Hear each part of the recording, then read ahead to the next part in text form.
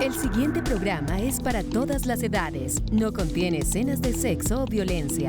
Es apto para toda la familia. Cuenta con el sistema Closed Caption y es financiado con recursos del Fondo Único de TIC.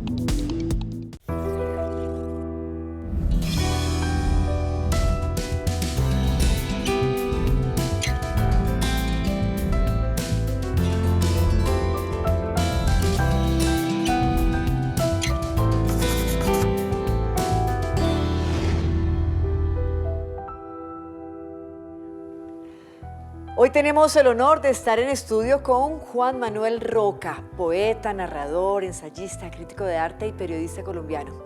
Fue director del magazine dominical del Espectador, con el que muchos de nosotros crecimos. Durante 25 años estuvo allí.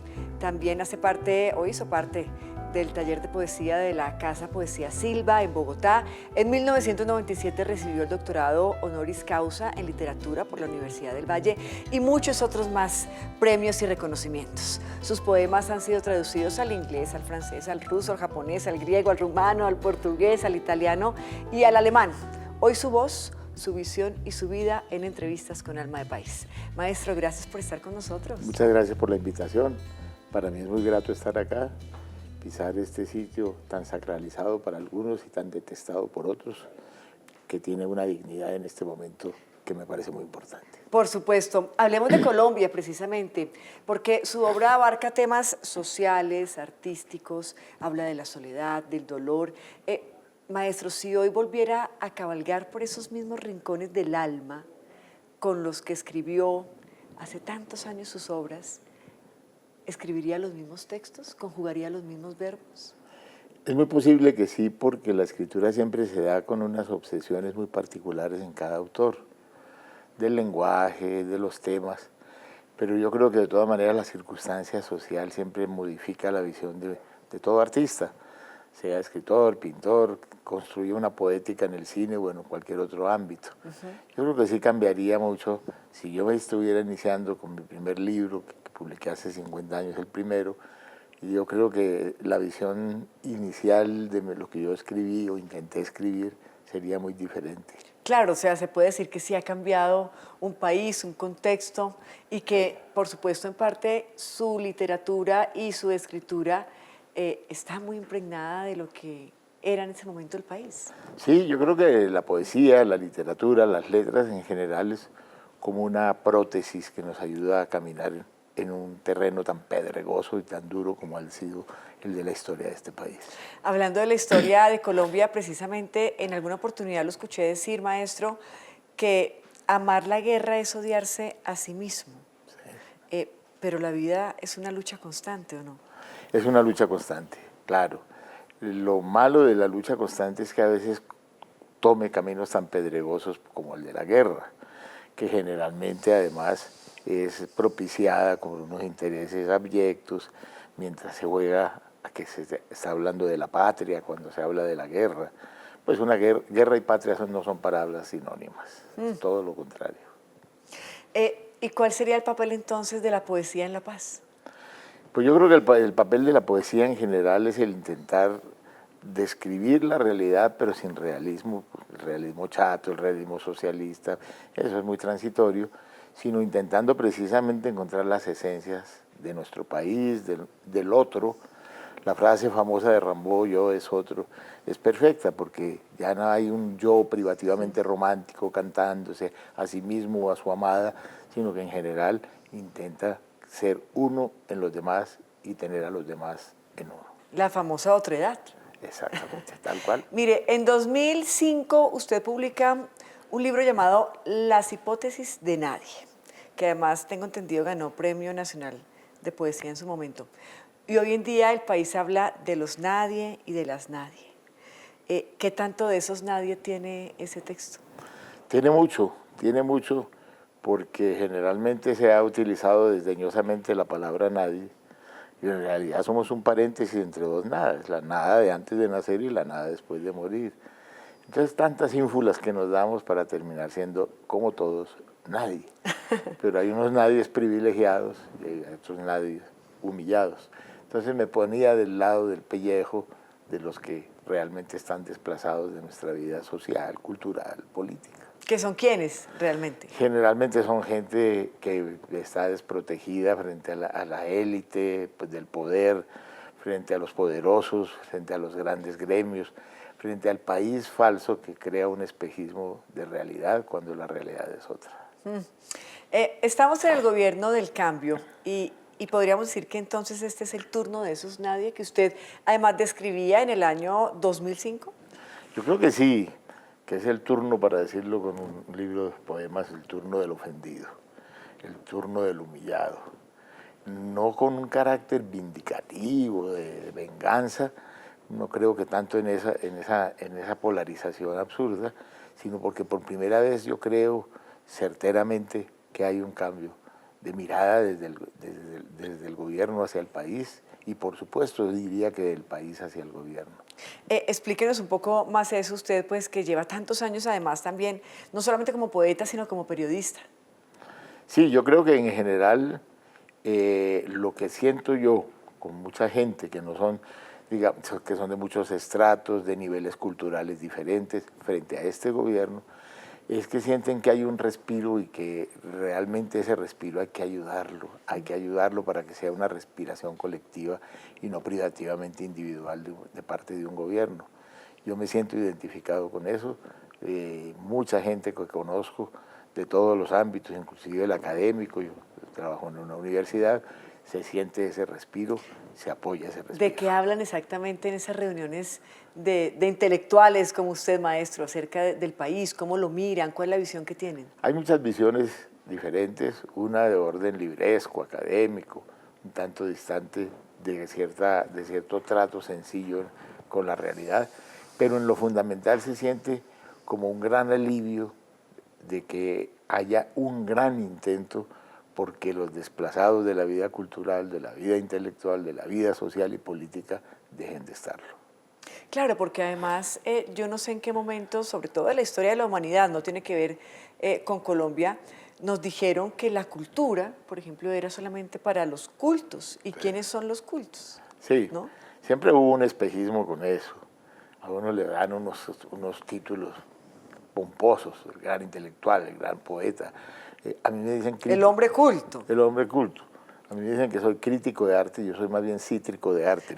Me gusta burlarme un poquito de todos esos rótulos tan solemnes. Y precisamente despojándose de esos rótulos es que uno aprende a pensar por uno mismo. Oiga, y siendo cítrico de arte, hablemos de los medios de comunicación y el rol quizá que hoy en día tienen los periodistas frente a una sociedad que sin duda está tan fracturada, tan polarizada. Lamentablemente es un periodismo ejercido desde un ámbito hueco, calcáreo, vacío, que intenta precisamente eludir los grandes temas, porque los grandes medios tienen una sola directriz, que no tiene por precepto la claridad para la gente, todo lo contrario, sino que esa idea de remover las aguas para parecer profundos, de hablar de una cosa que no tiene nada que ver con nosotros, ignorando sobre todo la cultura, periódicos que están huecos del aparato cultural que tuvo desde siempre, de muchas generaciones, desde la generación de Mito, la generación de los nuevos, que había un fervor hasta hace unos pocos años, y me parece que se ha vuelto un periodismo realmente enemigo de la cultura, no solo que lo desdeña, sino que lo desprecia, prefiriendo lo espectacular, la cosa transitoria y farandulesca a la cultura, al enseñar a leer, al enseñar a ver. Enseñar es una palabra muy ostentosa, al intentar enseñar esto ya no hay ese intento. Y desde el punto de vista de cubrir, por ejemplo, una noticia, un hecho, no necesariamente cultural, ¿cómo siente usted que están hoy en día ejerciendo los periodistas? Pues con contadas excepciones creo que hay un arrodillamiento a una realidad impuesta desde afuera que no es nuestra propia realidad y en esa medida parece que se ha falseado mucho el periodismo. Me parece que realmente si uno mira por un espejo retrovisor el camino del periodismo en Colombia se da cuenta de que aquí hay una historia muy importante, una historia olvidada o ignorada, como diría Salamea. Y también la opinión pública se deja seducir por ese tipo de de hechos que en muchas ocasiones no son reales. Claro, claro, porque es que hay un grado de manipulación orquestada de una manera que es muy programática. Eso no se da solo por azar, porque un periodista lo quiera o no, sino porque hay un cuerpo que domina al periodismo colombiano, yo diría que latinoamericano, pero en el caso nuestro es más patético. Han pasado 50 años, y lo decíamos, 50 años desde la publicación de su poemario Memoria del Agua, y ahora que habla del agua, pues lo traemos sobre la mesa. 50 años de un país. ¿Qué tanto hemos cambiado y qué tan vigentes siguen esas memorias del agua? Pues cada vez está más turbia el agua. Yo soy un hidrólatra, un amante del agua, por eso mi libro se llama Memoria del Agua.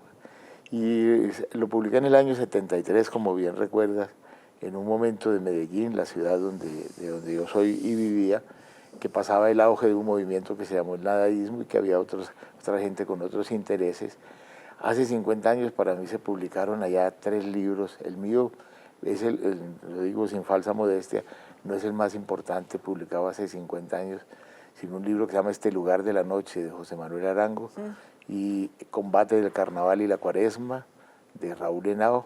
Salieron 3 libritos sin conocernos, individuales, que de alguna manera intentaron, sobre todo en el caso de ellos lo lograron, remover esas aguas estancadas de la poesía costumbrista y también de los excesos pseudo vanguardistas del movimiento anterior.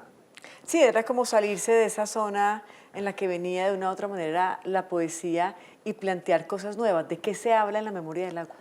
Pues en la Memoria del Agua se habla desde un ámbito sensorial de nuestro paisaje, pero no visto, digamos, de una manera impresionista, como un paisaje idílico, pastoril, bello, sino de nuestro paisaje fabril y del dolor precisamente de que haya mujeres que tengan que lavar el agua, que hasta el agua está turbia.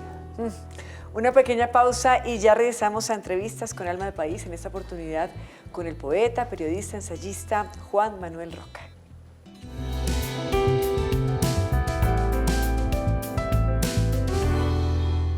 Hoy es posible soñar con un país donde la educación sea un derecho y no un privilegio, donde todos los colombianos y colombianas accedan a atención integral y a educación de calidad desde su nacimiento. Una Colombia que proporcione las condiciones necesarias para avanzar durante todas las etapas educativas, porque invertir en la primera infancia es apostar por un futuro lleno de oportunidades. Hoy podemos soñar con un país donde la ley estatutaria de educación asegure los derechos de nuestros niños, niñas, jóvenes y adultos. Reescribamos la historia de la educación en Colombia, un derecho fundamental para todas y todos los colombianos. Colombia, potencia de la vida.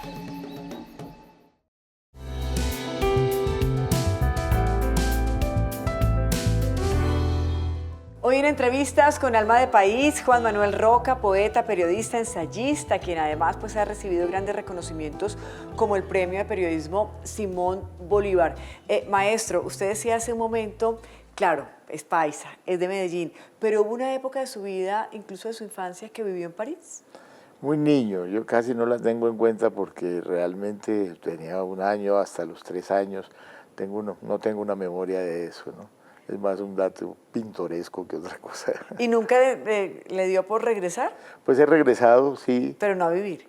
No a vivir, he pasado unas temporaditas más o menos largas, pero no es una ciudad que me guste, al contrario de lo sacralizada que está. Sí, incluso hay un fenómeno que se titula como el desencanto de París. Sí, porque sí, la sí. gente va con una expectativa y llega y a los 5 días ya tiene todo chuleado. Es un país donde todo lo importante ocurrió en el pasado, desvitalizado, musio, y no.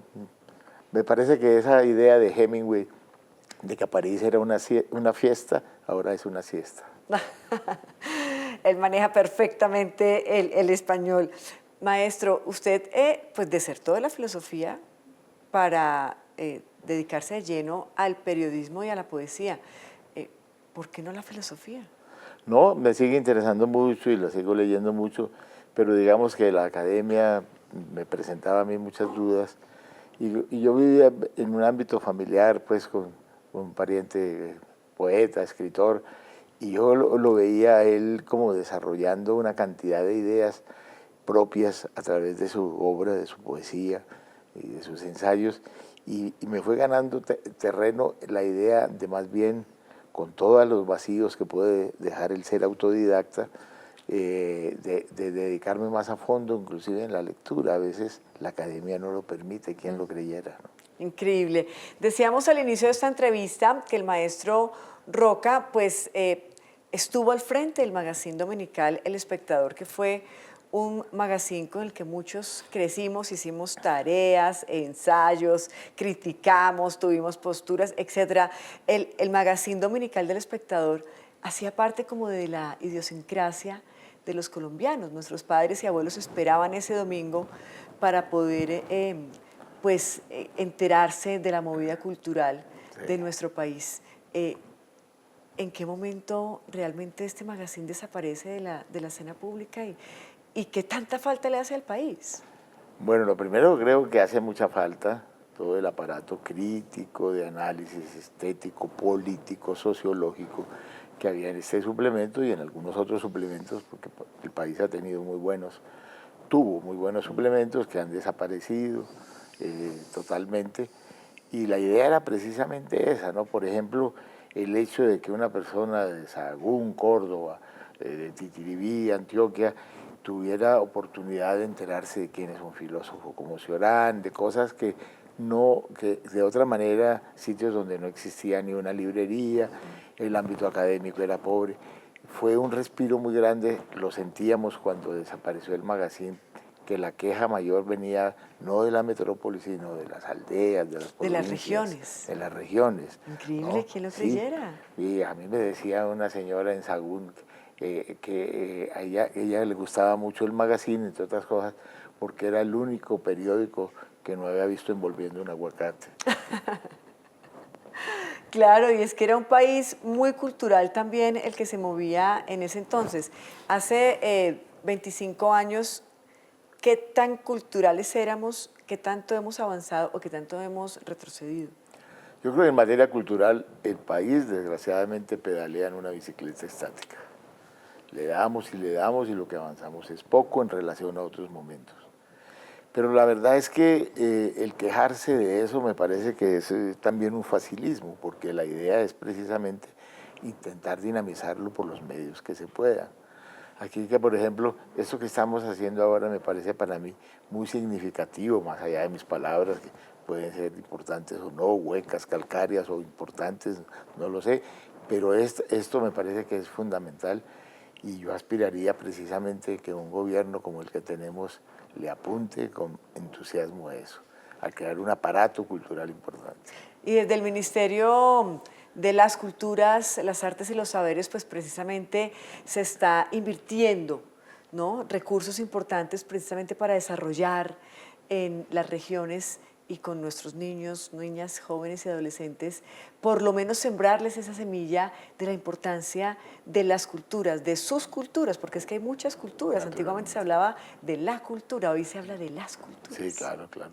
Yo creo que esa pluralidad es bien importante y que realmente si el epicentro de los intereses de este gobierno es el de la cultura, yo creo que nos va a sacar de muchos atolladeros que aparentemente parece que la cultura no transformara, que es una cosa para unos pocos, que es unos movimientos que pertenecen a los intelectuales, y no es así. La gran cultura de este país ha salido siempre desde fondos que no son los que creemos de la élite, de la aristocracia, de la burguesía, sino de todas las capas sociales.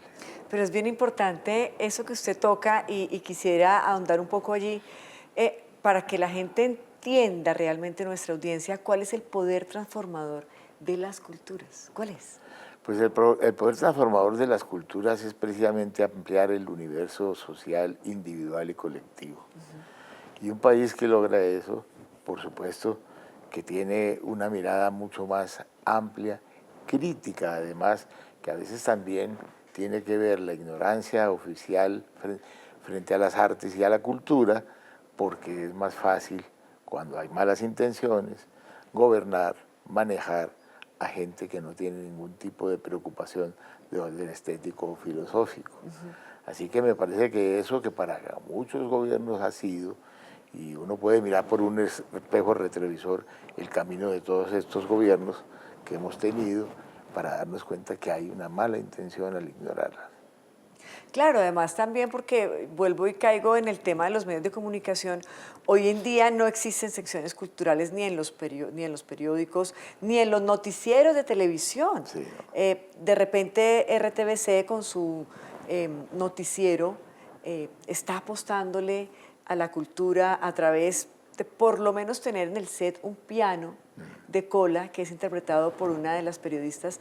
Esto ya es un avance, es volver de nuevo a la cultura, pero se ha perdido el término de cultura y se nos ha refundido entre la farándula y el espectáculo. Sí, así es, lamentablemente es cierto. Y yo creo que eso es, que ese desdén no es inocente, que ese desdén es programado. Yo creo que una de las frases más terribles que hay en la literatura colombiana fue en La Vorágine, el inicio de La Vorágine. Jugué mi corazón al azar y me lo ganó la violencia, porque parece que de todos los temas que nos rodean, el único que nos importara en los medios es el de la violencia. Y eso es terrible porque es precisamente como condenar a un país a un acto, a unos hechos históricos, sociológicos tan terribles como ha sido la guerra. Por eso muchas veces cuando se habla de la paz salen tantos enemigos de esa palabra y en cambio sacralizan eso que ha sido, nuestro periodismo se ha dedicado en buena parte a eso. Le ha jugado su corazón al azar y siempre se lo gana el tema de la violencia. Hacemos una pausa con esa frase y ya regresamos ahí, los dejamos pensando, reflexionando.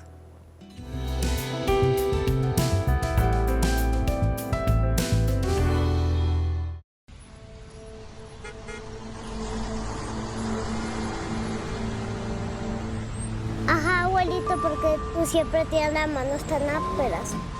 Siempre que veas unas manos así, vas a saber que es alguien que ha trabajado toda su vida con ellas. Y un día, cuando veas tus manos así, te vas a sentir tan orgullosa como yo. Las tierras vuelven a quienes las han trabajado con sus manos. Por eso el gobierno del cambio las está entregando y formalizando, avanzando en la reforma agraria. Así cultivamos a Colombia como la potencia mundial de la vida. Gobierno de Colombia.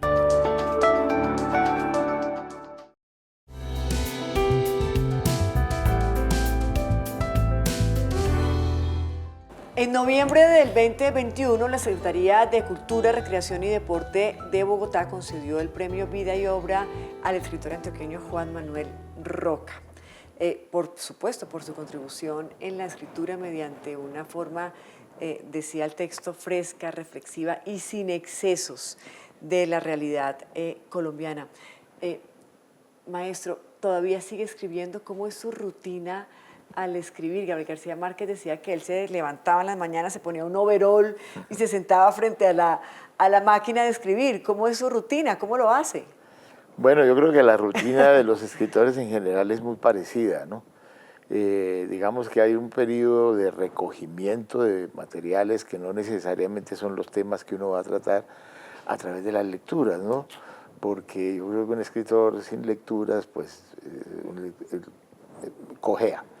Entonces, tengo un periodo en que leo muchas cosas de mi interés, casi siempre unas mismas obsesiones, novelísticas, poéticas sobre todo, ensayísticas, y luego un periodo como de calentamiento de la mano, buscando que eso, que de alguna manera me ha ido ayudando en la conformación de una estética, o de lo que yo creo que es una estética, se pueda transmitir más fácilmente en el papel.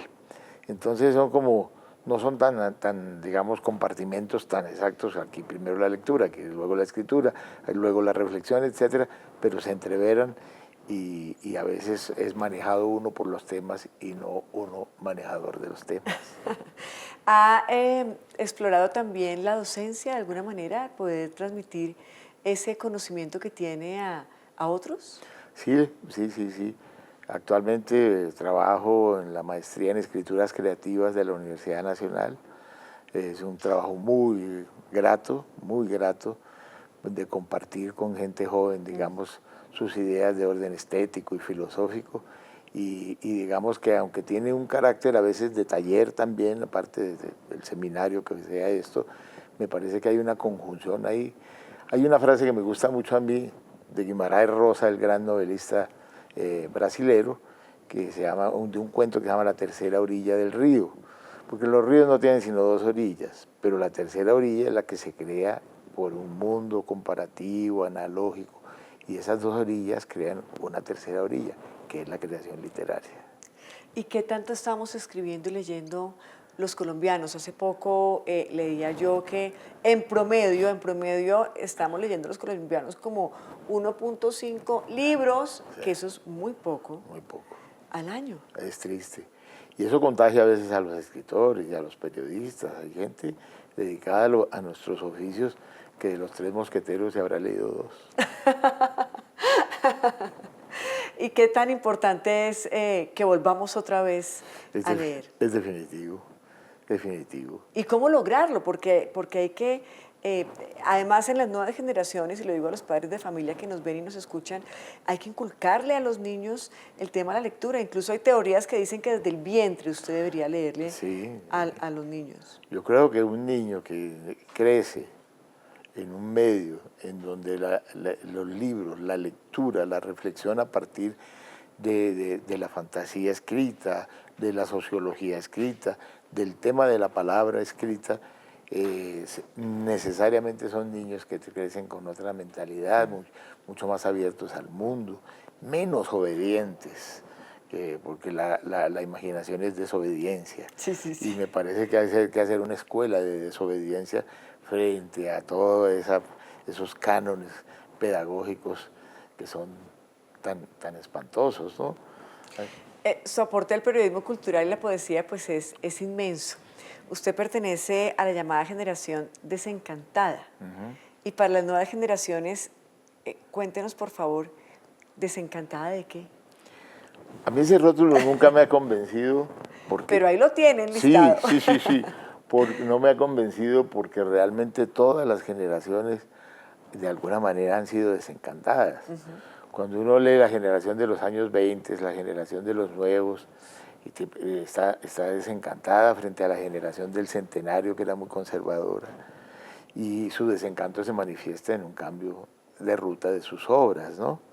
Lo mismo pasa con la generación de Mito en relación a la generación de Piedra y Cielo, que eran unos conservadores, perdón por la palabra, no quiero ofender a la gente que apesta, pero conservadores apestosos, encerrados en un mimetismo del mundo hispánico, en fin. Ahí aparece la generación de los nuevos. Siempre, ¿por qué? Por una suerte de desencanto. O sea que una generación desencantada... Puede ser cualquiera. Han sido la gran mayoría. ¿Y el rol de la mujer en la literatura colombiana ha cambiado? Ha cambiado, muchísimo. Aquí se les olvida mucho a muchas personas cuando se habla del desdén hacia la literatura o las letras escritas por la mujer. Se les olvida que la primera gran poeta que hubo en este país la primera gran poesía que hubo en este país fue una mujer, que además era monja, ¿no? La madre de Josefa del Castillo. Realmente uno la lee y está a la altura de Sor Juana. Es una gran poeta y es lo primero que uno encuentra realmente de gran poesía en Colombia, fue una mujer. Pero obviamente por todos los problemas que hemos tenido de orden educacional, de orden patriarcal, eso desapareció.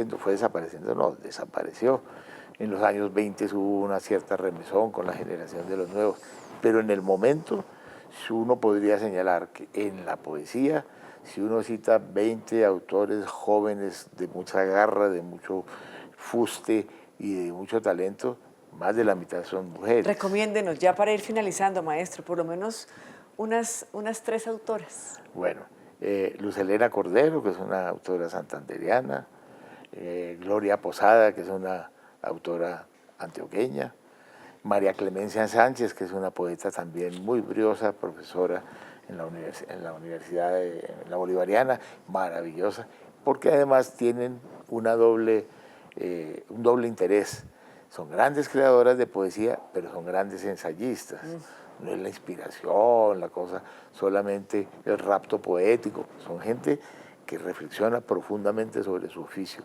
Muy buena parte de las mujeres en Colombia que figuran en este momento. Otra autora que se llama Camila Charri, bogotana, son sorprendentes.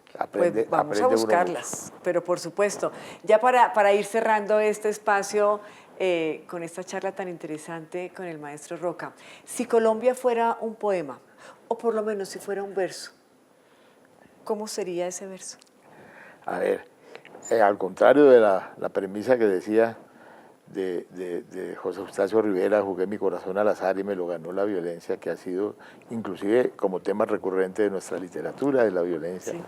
Pues a mí me parece una frase muy bella de un poema que dice, en mi país, ese país que es un deseo de espíritu, un contrasepulcro. No hay nada mejor que pensar que las artes y la literatura se nos puede volver en un país tan mortuorio y tan triste un contrasepulcro. Maestro, gracias por su voz, por su historia y por su mensaje hoy en Entrevistas. Al contrario, muchas gracias por la invitación. A ustedes también mil gracias por habernos acompañado a Entrevistas con Alma del País. Nos encontramos en una próxima oportunidad. Hasta pronto.